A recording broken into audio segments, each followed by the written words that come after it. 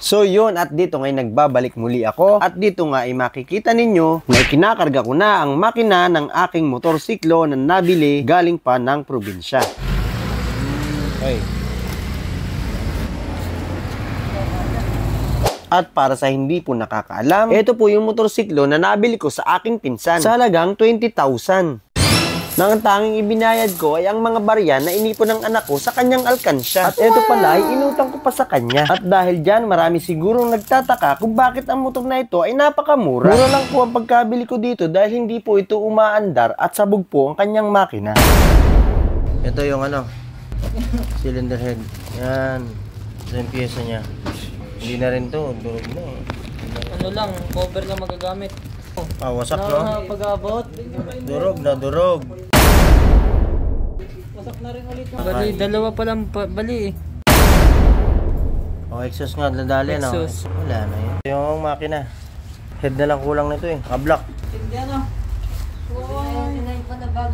At dahil nakita nyo na ang storya ng motorsiklo na ito, dinala ko muna sa Maynila ang makina niya at doon sa Novaliches ko siya gagawin at ooperahin. At dahil wala po akong tools, pyesa at iba pang kagamitan dito sa probinsya, at iiwan ko muna dito ang motor na ito sa pinapagawa kong motor shop dito sa Chaong, Quezon. At ang tanging makina lang ang dadalhin ko sa shop ko sa Novaliches. At dito nga ay nasa Novaliches na ako at dito sigurado kumpleto ako ng pyesa. At dahil kung sa probinsya ko ito ooperahin ay mahihirapan ako dahil hindi ako kumpleto doon ng pyesa. At dito nga ay inuumpisahan ko ng gawin ng ating makina at dahil isinisingit ko lang ito kapag wala akong ginagawa sa aking motor shop. At inire-ready ko na rin ang mga pyesa na aking gagamitin. At dahil mas mabilis gumawa at magtrabaho kung ang mga makina at pyesa nito ay nakalatag lang dito.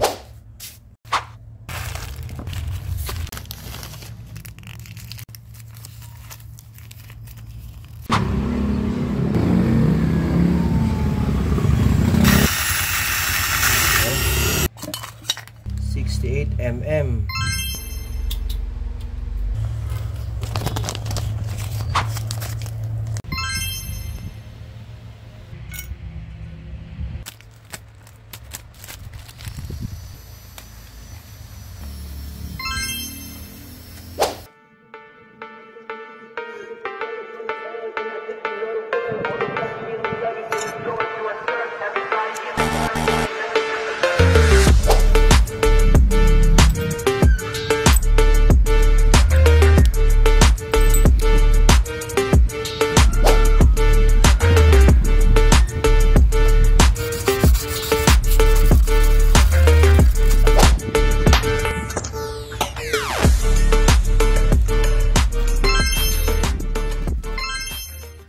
At dito ngay malapit ko nang mabuo ang makina na gabi-gabi kong pinagpupuyatan. At dito nga po nagkakabit tayo ng shims. At dahil nga sa shims na ito, sobrang sakit ng aking kuko. Kapwa mekaniko ko lang ang makaka-relate sa mga sinasabi ko. Sobrang hirap talaga makahanap ng shims na marami at sasakto sa iyong makina. At eto na nga, gabi na naman. At pang tatlong gabi na namin itong ginagawa. Sinisingit ko lang kapag wala na talagang trabaho sa aming motor shop. At sa wakas, natapos din ang aming makina na ginagawa. At dahil dyan, hindi ko na siya papaabuti ng bagong taon at iuwi ko na rin siya ng probinsya. At sa bidyong ito ay makikita ninyo, ikinakarga ko na siya sa aming sasakyan. At dahil malamig doon, babalutan ko siya ng kumot.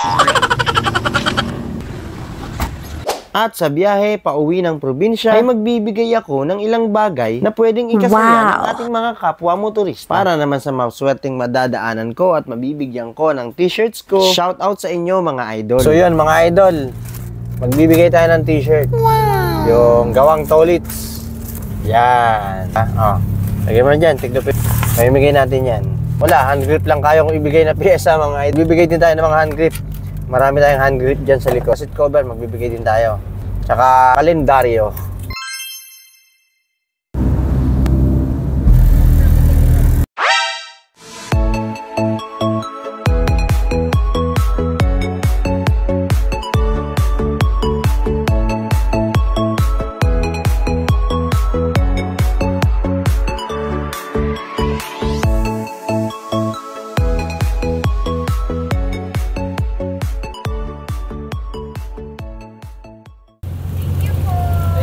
Taga saan kayo, te, kuya? Taga Sa Isa pa lang. Isa pa.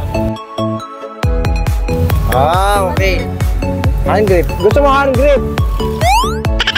Sige, bigyan mo hand grip. Boss! Happy New Year! Boss! Merry Christmas! Merry Christmas! Happy New Year! Yan, yun, huminto. Kuya. Bigyan natin yan t-shirt. Bigyan ko yan ang pamasko, boss. Thank you. Yeah, kalendaryo, saka ano, may sticker ka dyan, saka sticker pala, bigyan kita ng sticker. So yun, at andito na nga ako sa Chaong, Quezon at ibababa ko na ang makina. At sa wakas, at nabuo na at natapos na rin ito.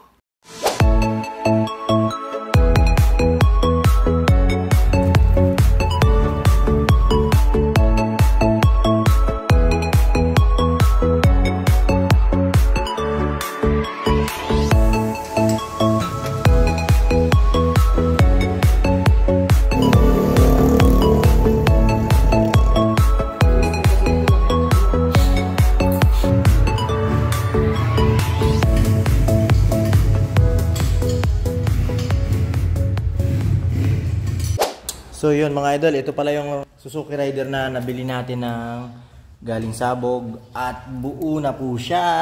Wow! Gen 1 po yan mga idol, walang butas dito. Walang ano, starter motor, yun. Walang butas.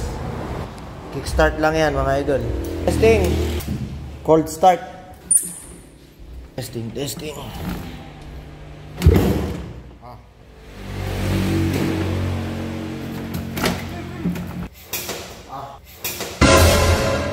Mapalo.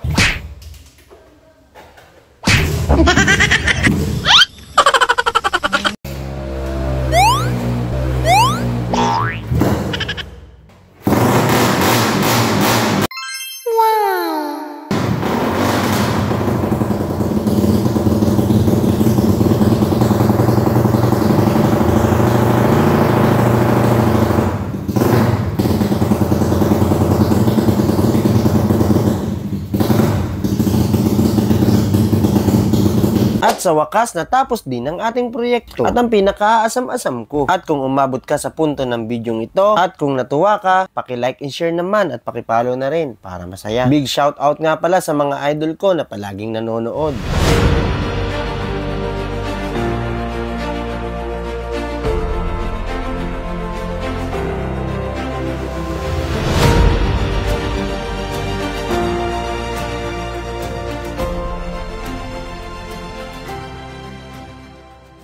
Yun lang at maraming salamat sa panonood. Hanggang sa muli. Bye-bye!